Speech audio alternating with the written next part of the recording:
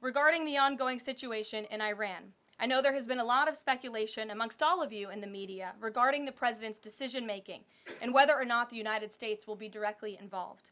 In light of that news, I have a message directly from the president, and I quote, "Based on the fact that there's a substantial chance of negotiations that may or may not take place with Iran in the near future, I will make my decision whether or not to go within the next 2 weeks."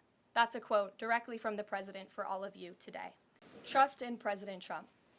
President Trump has incredible instincts, and President Trump kept America and the world safe in his first term as president in implementing a peace through strength foreign policy agenda. And with respect to Iran, nobody should be surprised by the president's position that Iran absolutely cannot obtain a nuclear weapon. He's been unequivocally clear about this for decades, not just as president, not just as a presidential candidate, but also as a private citizen. In fact, I have some quotes for you. In 2011, President Trump said, "America's primary goal with Iran must be to destroy its nuclear ambitions. We cannot allow this radical regime to acquire a nuclear weapon that they will either use or hand off to terrorists."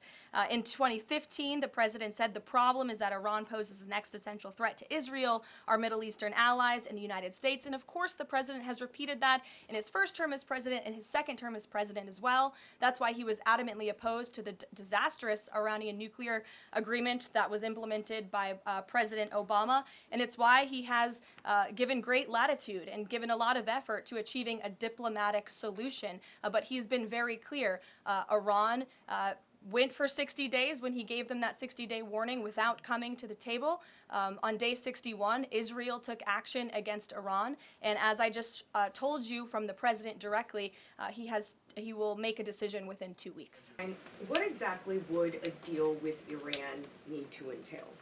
No enrichment of a uranium, and it would absolutely not, Iran is absolutely not able to achieve a nuclear weapon. The president has been very clear about that. And by the way, the deal that Special Envoy Witkoff proposed to the Iranians was both realistic and acceptable within its terms. And that's why the president is sent that. The fact that this president is giving some time and space for diplomacy, another 2 weeks, does it mean that the president is trying his best to avoid a direct conflict with Iran?